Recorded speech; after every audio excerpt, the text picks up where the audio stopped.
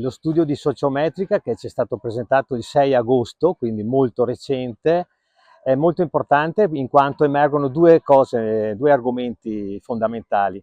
Il primo è il cosiddetto valore aggiunto, cioè l'indotto che il turismo produce nel territorio, e ben 6 comuni della sponda veneta del lago di Garda sono entrati nei primi 100, nei top 100 comuni d'Italia. Sommando il valore aggiunto di ogni di questi comuni si arriva a un totale di 2 miliardi e 700 milioni di euro l'anno che il turismo produce, e quindi ha un valore, un indotto sul territorio.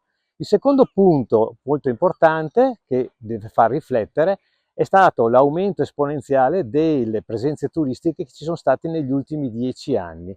Quindi prendendo dal 2014 al 2024, pensate che soltanto, per fare un esempio, il comune di Peschiera e il comune di Bardolino hanno aumentato le presenze di quasi il 40%.